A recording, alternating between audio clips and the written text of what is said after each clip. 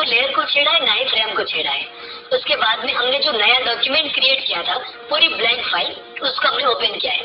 ध्यानपूर्वक देखना, इंपॉर्टेंट चीज है। अब यहाँ पे मैंने क्या किया देखो, अगर आपको लाइब्रेरी को सेट करना है तो दो तरीके होते हैं। या तो आपने जो कैरेक्टर लिया है उसको पूरा आप क्या कर सकते हो, लेयर को कॉपी करके सीधा आप यहाँ पे जाकर लेयर को पेस्ट कर सकते हो, तो कैरेक्टर यहाँ पर आ जाएगा। मैं आपको दोनों तरीके बताने वाला हूँ। अब देखो लाइब्रेरी कौन सी होती है, यहाँ पर ये जो आपको किताबें दिख रही है इस साइड, ये आपको लाइब्रेरी दिखती है। ये फ्लैश में भी होती है और एनिमेट सीसी के अंदर भी होती है। अभी देखो लाइब्रेरी पूरी तरीके से ब्लैंक है, आपको ना तो कोई प्रीव्यू दिख रहा है और ना ही कुछ आपको फोल्डर दिख रहे हैं।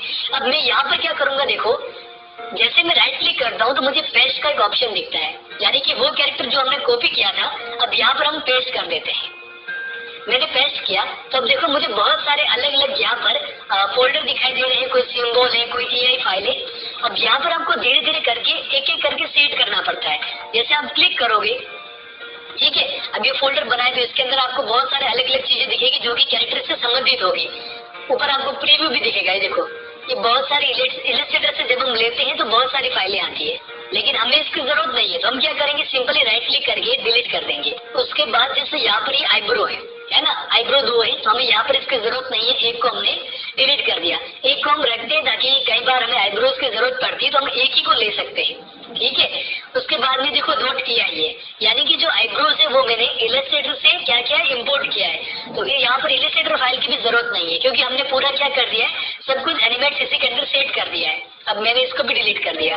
अब ये जो डुप्लीकेट आइटम्स फोल्डर मिला है इसके अंदर आप देखो बहुत सारी अलग अलग चीजें हैं जो कि कैरेक्टर के अंदर यूज की गई है। देखो ये जैसे हाथ है, ये मतलब बहुत सारे इसके अंदर देखो हाथ का, पैर का, बहुत सारी चीजें हैं।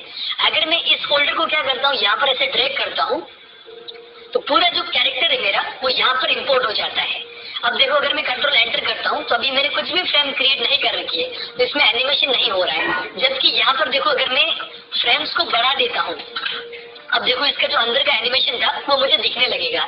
अब ये कट कट क्यों हो रहा है, क्योंकि इसके अंदर देखो यहाँ पर एनिमेशन हुआ पड़ा है और जो है ना कितना 71 फ्रेम के ऊपर है।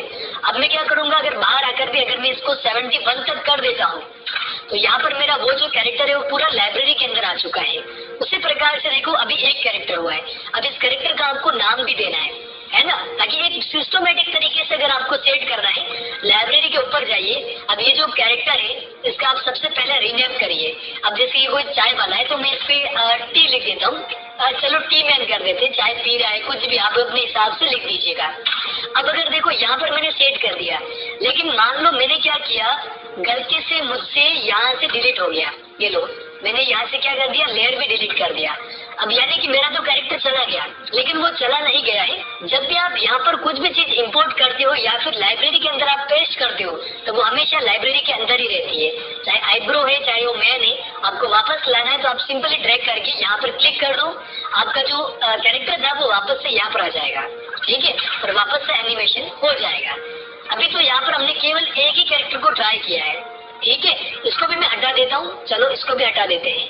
अब आपको मल्टीपल चीजें चाहिए, मल्टीपल कैरेक्टर्स की लाइब्रेरी मैनेज करनी है, आपको एनिमल्स भी ऐड करने हैं, बैकग्राउंड्स भी ऐड करने हैं, तो वो कैसे करते हैं प्रैक्टिकल करके जरूर देख लेना, प्रैक्टिस करके देखना ताकि आपको पता चलेगा।